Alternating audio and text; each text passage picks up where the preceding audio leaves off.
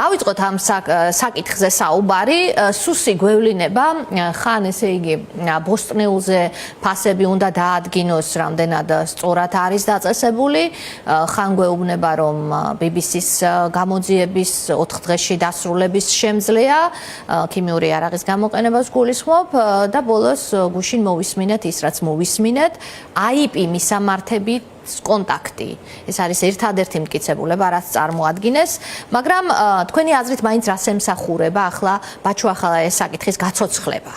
თქვენი აზრით. მოგესალმებით, მივესალმებით თქვენს მაყურებელს, მადლობა სოფო წვევისათვის.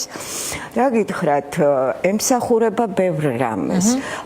პირველ რიგში მინდა ვთქვა, რომ რაც არ უნდა ყოჩაღად გვაჩვენებდნენ თავს და რიხი კონდეთ ხმაში, როდესაც ხელისუფლების ბოსები გველაპარაკებიან, ყველაფრიდან იგრძნობა, რომ მათ თავს ვერ არის მთლად კარგი ამბავი. მესვე მაქვს განცდა, რომ მათ რეალურად ძალიან კარგად იციან, რა დგას BBC-ს გამოძიების უკან, რა რეალური არგუმენტები აქვს BBC-ს, თუ კი დაიწყება საერთაშორისო გამოძიება, ასეთ შემთხვევაში, ან თუ გაბედავენ და უჩივლებენ, მაგრამ მე მაშინვე მქონდა ჩემი ვარაუდი, რომ სრულად გამორიცხული იყო, რომ ქართული ოცნების ხელისუფლებას BBC-სათვის ეჩივლან. მე მგონი ერთი თვე გავიდა უკვე ხომ ამ ფილმის გასვლიდან და ჩვენ ვერ ხედავთ სარჩელს.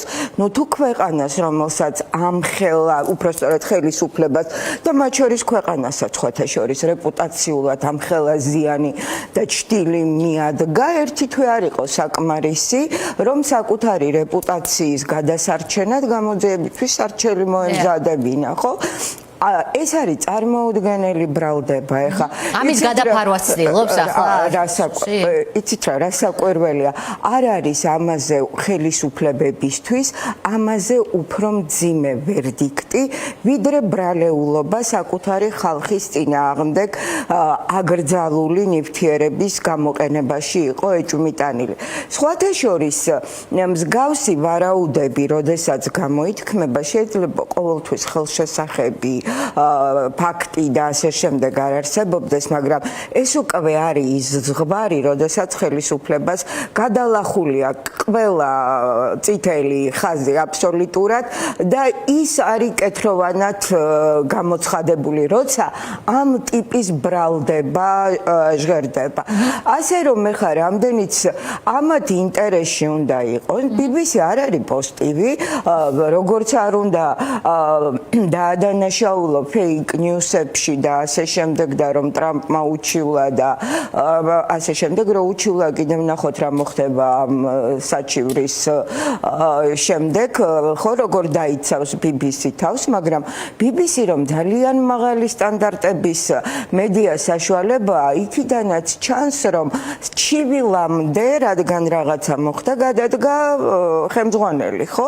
ანუ ეს იმას ნიშნავს, რომ მათთვის როდესაც ეჭქვეშ დგება მათი გამოძიება ან ასე შემდეგ, ისინი ამაზე პასუხისმგებლობას ატარებენ. ეს სწორედ იმაზე მიუთითებს, რომ პასუხისმგებლიანი მედიაა, ხო? და ამიტომ ჩვენ ძალიან გვჭირდებოდა და საინტერესო იქნებოდა გვენახა რა რეაქცია იქნებოდა BBC-ს, როდესაც ესენი უჩივლებდნენ, ხო? მაგრამ აჩივილი ვერ გაბედეს, გადაიფიქრეს. საკვირველია ვერ გაბედეს და ვერ გაბედავენ, ეს იმთავითვე ცნობილი იყო, მაგრამ ის რა პოლიტიკური ვერდიქტიც აქვს, სულ ეჭვმიტანილები იქნებიან. აი ეს არის, რომ ამ დამღას თუ არ დაამტკიცებს საერთაშორისო გამოძიება, რომ BBC-მ არასწორი ინფორმაცია გაავრცელა, ესენი სულ ეჭვმიტანილები იქნებიან იმაში, რომ საკუთარი მოქალაქეების წინააღმდეგ გამოიყენეს მომწამლავი ნივთიერება. ეს არის ამათი პოლიტიკური ვერდიქტი.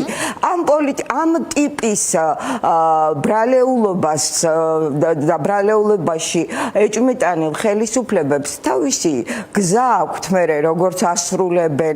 ეს გამოცდილებაც აქვს ისტორიას და ამიტომ ეხლა მართალია ხანდახან ძალიან უყვართ ხოლმე თავის მოსულელება ჩვენს ხელისუფლებს, მაგრამ გადასარევად იციან რეალურად რა ხდება მათ თავს და ეს არის ყველაფერი სწორედ ამის მიზეზი. ეხლა რატომ ბაჩუ ახალაია? ბაჩუ ახალაია გახლავთ ის პიროვნება, რომლის მიმართ ძალიან ბევრი მითი შეითხზა თავის დროზე და მათ შორის სამწუხაროდ არც მას და არც მე მგონი მის გუნდს არ უცდია ამ მითების გაფანტვა, იმიტომ რომ ეს უდაო ძალიან წინააღმდეგობრივი პერსონა, იმიტომ რომ მე ბევრი სხვადასხვა ერთმანეთისაგან რადიკალურად განსხვავებული აზრი მომისმენია. სამწუხაროდ მე ამ ადამიანს არ ვიცნობ ძალიან და კიდევ უფრო მეტად ვწუხარ, რომ არ ვიცნობ მის ძალიან ღირსეულ მეუღლეს ანა ნადარეიშვილს, რომელმაც ჩემი ყურადღება მიიქცია ბაჩუ ახალაიას პატიმრობის პროცესში, როდესაც მან წარმოუდგენელი თავდადება და წარმოუდგენელი, როგორ გითხრათ, სიმტკიცე გამოიჩინა იმ საშინელი და გაუსაძლისი ბულინგის მიმართ, რომელიც მისი ოჯახის მიმართ მიდიოდა და საოცარი ღირსებით აიტანა ეს ყველაფერი. ამიტომ ხო გეუბნებით მე ამ ადამიანებს განსაკუთრებით ქალბატონ ანას გუშინ მე როდესაც გავიგე რომ მის დაპატიმრებასაც აპირებდნენ დააპატიმრეს ფაქტობრივად და შემდგომ გამოუშვეს და მე ბრიფინგზე ძალიან ხაზგასმით იყო რომ ბაჩუ ახალაიამ არ ითანამშრომლაო, ესე იგი მეუღლე ფაქტობრივად არ დაიცვაო და დღეს აღმოჩნდა რომ ბაჩუ ახალაიას არ მისცეს ადვოკატის ყოვლისუფლება და ამიტომ მან არ თქვა არაფერი შეინარჩუნა. მე მართალი გითხრათ უკადრებლის კადრება არ მიკვირს ამ გუნდისგან, რომელიც ახლა, იცით რა, ეხლა სწორედ ამ ნიშნით გამორჩეული გუნდია. იცით, ეხლა ისინი რომ არ ბწყინავდნენ, თვითონ დაამტკიცეს უკვე, ხო, ეს წინა ვერსიები ბიძინა ივანიშვილის ხელისუფლებისა. ნუ აღმოჩნდა, რომ 13 წელი კორუფციაში ჩაძირული იყო ხელისუფლება და იხრჩობოდა, ხო? მაგრამ და რასაკვირველია მათი დამოკიდებულებები გნებავთ პოლიტიკური ოპონენტების მიმართ, გნებავთ, რა ვიცი, საპროტესტო ელექტორატის მიმართ იყო საკმაოდ შეუფერებელი, მაგრამ აი ესეთი ცინიკური ეს გუნდი როა. მართალი გითხრა, არც ისინი არ ყოფილან. ხო, ეს გაცილებით უფრო სასტიკია თავისი ბუნებით, იმიტომ რომ ეს ცინიზმი, როდესაც შავზე გეუბნებიან, რომ ეს არის ქათქათა თეთრი და სპეტაკი და თან რაც მთავარია, პასუხისმგებლობას რომ არაფერზე არ იღებენ. აი თუ რამით ეხლა ვინმე რომელიმე ხელისუფალი წააგავს პუტინს და მის მართველობის სქემა ზუსტად ეს გუნდია კობახიძე პაპუაშვილის სახით, რომელიც გარდა იმისა, რომ ერთ-ერთში ციტირებენ დაუშვათ რუსი იდეოლოგების ფრაზებს და ასე შემდეგ, მათი ქცევის მოდელი ზუსტად იმეორებს იმას, როგორც იქცევა იქ პუტინი, არ ისა რა ქვია აღებული კუპიანსკი იზეიმეს ხო და ჯილდოები ჩამოარიგა კაცმა. პუტინსაც ყავს ტაშის დამკვრელები სამწუხაროდ იმ ქვეყანაშიც და ამ ქვეყანაშიც, ხო? გასაგებია ვიღაცები ელოდებიან უკრაინის მარცხს, მაგრამ დიდხანს მოუწევთ ლოდინი. ხო და მე ვფიქრობ, რომ ეს გუნდი თუ რაც ქვიათ ახლა არ ვიცი როგორ და ეს ახალი ირაკლი და მისი რაზმი უფრო მძიმე დაასრულებს ვიდრე წინა ირაკლი და მისი რაზმი. მძიმე რაღა უნდა იყოს, ხო? რა ვიცი, ბრალის აღიარება და ციხე. უფრო მძიმეთაც შეიძლება. არის შემთხვევები, როდესაც ციხეც ანატრელი ხდება ხოლმე და შეიძლება ციხეში ჯდომებისა შეშურდეთ.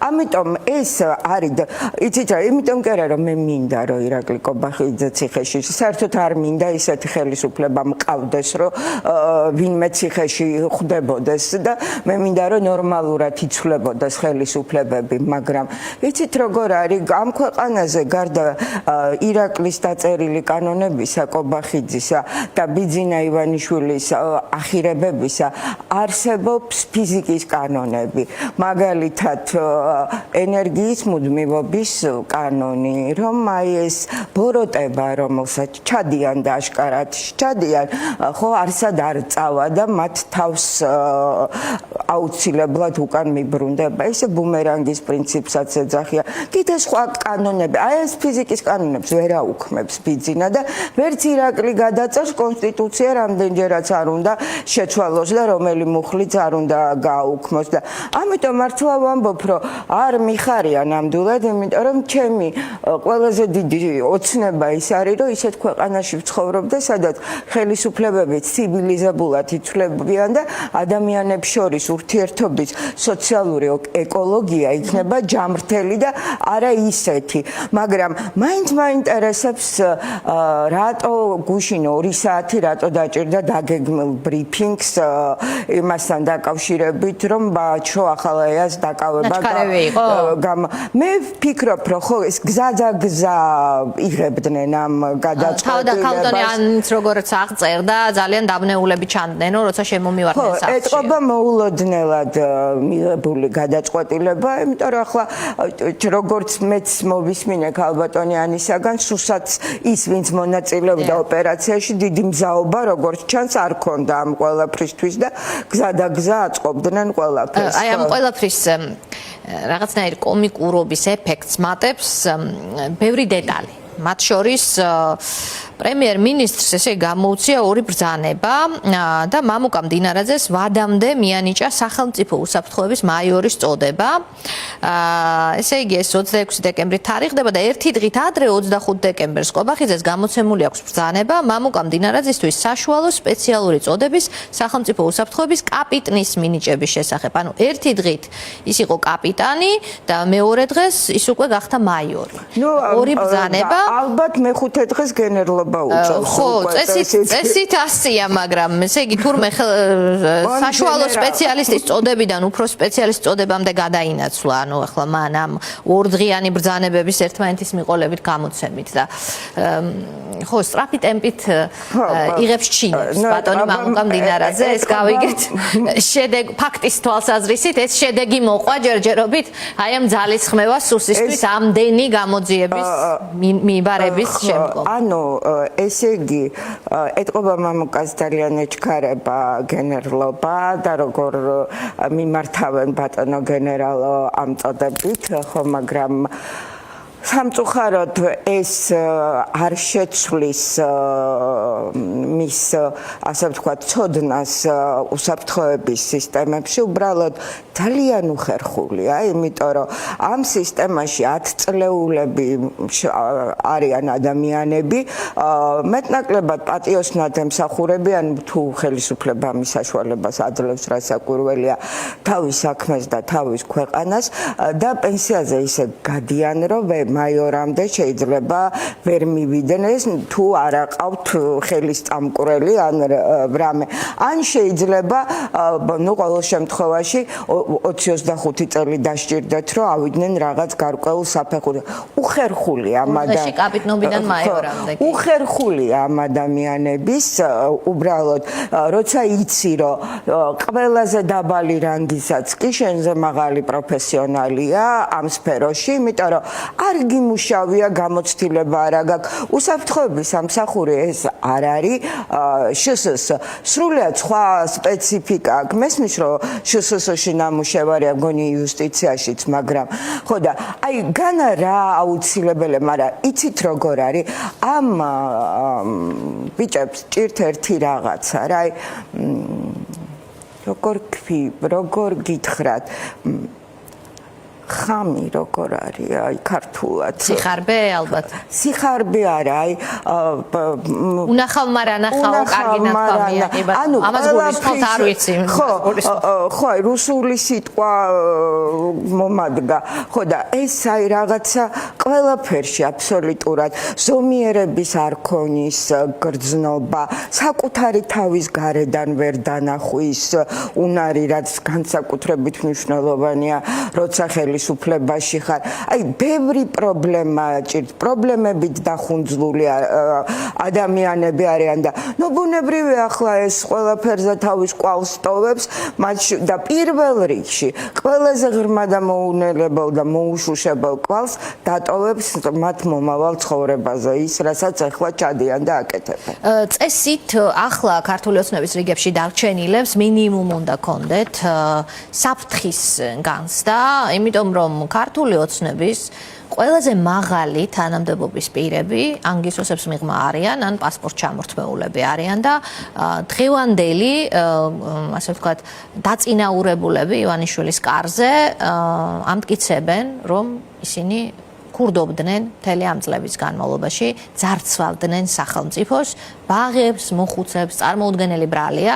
აქ საუბარია სუსის ყოფილ უფროსზე. ეს ხომ არ არის მაგალითად რიგითი ჩინოვნიკი, სახელმწიფო უსაფრთხოებასაც ებარა ივანიშვილის გადაწყვეტილებით დიდხანს საკმაოდ, ეს კაცი ამხილეს ასეთი დიდი მასშტაბის დანაშაულებში. შესაბამისად, აი ეს რიგითი ოცნების წევრის გადასახედიდან, ან დღეს ძლევამოსილი ოცნების გადასახედიდან არის თუ არა ეს რყევის საფუძველი მათ რიგებში, თორემ ელიტური კორუფციის შესახებ მედიამ დიდი ხანია იცოდა, დიდი ხანია ამას ყვებოდა საჯაროდ, უფრო მეტიც ჩვენ ივანიშვილის სასამართლოში პროცესიც წავაგეთ, როცა ასეთი ტიპის ამბავს ყვებოდით პირდაპირ ეთერში წყაროებზე დაყნობით, მაშინ ივანიშვილის სასამართლო იძახდა, რომ ლიულაშვილია მართალი და თქვენ მტყუანიო. ახლა შეიცვალა ეს ვითარება. აი, გარედან ვერ დანახვაზე გამიჩნდა ზუსტად ეს კითხვა, როგორ გონიათ, შიგნით რა განწყობა ახლა ქართული ოცნების რიგებში, რამდენ მყარად კი ცდილობენ თავის მოჩვენებას რეპრესიული კანონებით, მაგრამ სინამდვილეში როგორ შეაფასებთ დღეს თქვენ მათ მდგომარეობას?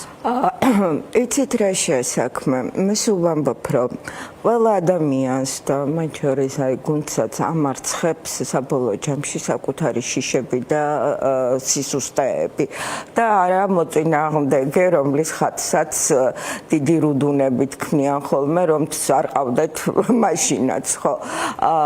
ნუ ქართული ოცნების ხელისუფლება მთლიანად დგას შიშებზე.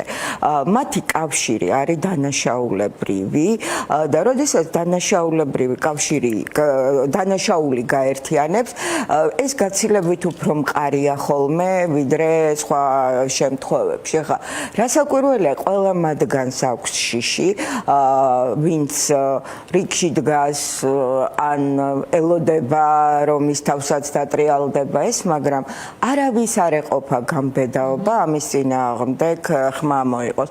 გამბედაობა ეყოფოდათ მხოლოდ იმ ადამიანებს, რომლებიც არ იქნებოდნენ, ასე ვთქვათ, ამ დანაშაულებრივ სქემებში ჩართულები. მაგრამ ასეთები ბიძინა ივანიშვილის გარშემო არ არიან. მას მთელი, ასე ვთქვათ, მართვის სქემა აქვს აგებული დანაშაულზე და ყველანი არიან დანაშაულში თანაზიარები და ყველას ჰქონდა კურთხევა იმაზე, რასაც აკეთებდა. ხა, მარტო ცოტა უცნაური შეიძლება გეჩვენოთ, რასაც მე ვიტყვი, მაგრამ მე აი არ როგორ უნდა დავიჯერო ახლა მე რომ უსაფრთხოების უფროსი ლილუაშვილი იპარავდა ბავშვების მანიფაფის ფულს და კახი კალაძე არ იპარავდა და ეს უნდა მე მითხრა არაფერს არ მეუბნება მათ შორის არც ლილუაშვილის მიმართ წაყენებული ბრალდებები არა იმიტომ რომ არ მჯერა რომ კორუფციაში მონაწილეობდა მე დარწმუნებული ვარ შეიძლება უფრო ბევრად მძიმე და წონიანი დანაშაულებები აქვს ჩადენილი შესაძლებელი კიდეც მაგრამ არ ვიცი კოლცენტრი ვიცი რომ კოლცენტრების ფულს იპარავდა მაგრამ აბა სად არის კოლცენტრი რომელიც აღმოაჩინეს რომ ბიძინი მას უკაცრავად ლილუაშვილს აძლევდა ფულს ან ასე შემდეგ ან ამიხსენით როგორ შეიძლება კორუფცია დაარითვლებოდეს ის როდესაც შადრევანს ექსპლუატაციაში გაუშვებდა მე იქ დენი გადავა და ამას ადამიანი ემსხვერპლება ან კიდევ ისე ვერ მოაწესრიგებ აი დოქებთან რაც მოხდა ტრაგედია იმას რა ქვია ტერიტორიას რომ იქ ბავშვი ეს ყველაფერი კორუფცია და ჩვენ ეს ყველაფერი გადასარევად ვიცოდით, მაგრამ გუშინ პრემიერ-მინისტრმა ისეთი გაუგონარი რამ თქვა, სოფორო, აი მეც რომელიც სამართლის სპეციალისტი არა ვარ კორუფციის მკვლევარი, მაგრამ როგორც მოქალაქე, რომელმაც მეტნაკლებად იცის საკუთარი ქვეყნის კონსტიტუცია, გაუცებისგან პირი დავაღერო. გამოძიება ლილუაშვილზე და ღარიბაშვილზე და ამ ძველებზე დაიწყო თურმე, იმიტომ რომ ბიძინა ივანიშვილზე ეჭვი გაუჩნდა 2023 წელს და ეჭვი გამოთქვა. როგორ შეიძლება ბიძინა ივანიშვილის ეჭვებზე დაიწყო გამოძიება? როდესაც არსებობს სახელმწიფო აუდიტის სამსახური, რომელიც ყოველწლიურად ყველა სახელმწიფო უწყებაში ატარებს აუდიტს. სად არის ამ აუდიტის დასკვნები? გნებავთ ლილუაშვილის უწყებაში, გნებავთ ქალაქის მერიაში, გნებავთ ინფრასტრუქტურაში, გნებავთ თავდაცვის სამინისტროში. ეს ხო ყველა ის უწყებაა, რომლებიც კორუფციაში ეჭვმიტანილები არიან. რას ნიშნავს, რა სახელმწიფოში ვცხოვრობთ, რომ რაც არ უნდა დიდი იყოს ბელადი, მისი ეჭვი გახდეს საფუძველი და არა რაიმე სახელმწიფოებრივი დოკუმენტი გამოძიების დაწყებისა, ან თუნდაც როგორც დემოკრატიულ ქვეყნებში ხდება მედიის მიერ გამოპოვებული ინფორმაცია. და ამდენი წლის განმავლობაში მედია ხო საუბრობდა ამ კორუფციულ სქემებზე, არა? ამიტომ ეს არის სრულიად გაუგონარი მიდგომა სახელმწიფოს მიმართ. აი ეს როგორც კერძო ბოსტანი, თავლა, რაც გინდა დაარქვით, ყველაფერია. ბატონმა ივანიშვილმა საკუთარი მებაღე დააპატიმრა, იმიტომ რომ პინგვინმა გადაყლაპა ბეღურა მაგალითად. და ამის გამო ყავდა ადამიანი ეჭვმიტანილი რაღაცაში, რომ ის თავის მოვალეობას კარგად არ ასრულებდა. არ შეიძლება ვიღაცის ეჭვები გახდეს სახელმწიფოებრივი გადაწყვეტილებების საფუძველი იმის ნაცვლად, რომ ამას სხვა რამე დაედო საფუძვლად. მაგრამ აი ხო გეუბნებით ახლა ჩვენ არ ვცხოვრობთ სახელმწიფოში და უბედურება ამაშია სწორედ, რომ ეს განცდა აღარა გვაქვს, რომ სახელმწიფოში ვცხოვრობთ და ამიტომ ყველაფერი მოსალოდნელია. როდის მერე გახდა დანაშაული ტელეფონიდან ტელეფონზე ზარი, როდესაც შინაარსი არის. დაუშვათ გონივრული ეჭვი გაგდა, დაუშვათ 4 ოქტომბერს მართლა თუ შენ არა გაქვს არგუმენტი რეალური იმისა, რომ ნამდვილად ბაჩო ახალაიამ გასცა რაღაცის ბრძანა ტელეფონის ის რომ და მისამართის კონტაქტი თან მეუღლის რაღაცა წარმოუდგენელი ეს არის სტანდარტია ბრალისთვის, ბრალის ხარისხს გულისხმობს. მაგრამ ყველაზე ცუდი იცით რაში ბრახდება, რომ ჩვენ ეს კითხვები გვიჩნდება, მაგრამ ჩვენს გვერდით საზოგადოებაში არიან ადამიანები, რომელიც ამას იღებენ როგორც ჩვეულებრივ εμას რა ქვია, ამბავს და კითხვა არ უჩნდებათ, მაგრამ ეს კითხვები აუცილებლად გაჩნდება, იმიტომ რომ ეს ძალიან დავიწყებდება წრე და ბევრს მიადგებიან. ეხლა დღეს ვინც თავს ბედნიერად გრძნობს, მაგრამ აღმოაჩენენ რომ სასამართლო თურმე არ ქონია სტანდარტის. როგორც ბატონმა ბურჯულაძემ აღმოაჩინა თავდაცვის ყოფილმა მინისტრმა ბოლოს ხდომაზე. ხო, არა, აუცილებლად ეს არის სამყაროს კანონზომიერება, უნდა გაიარონ ეგ პროცესები.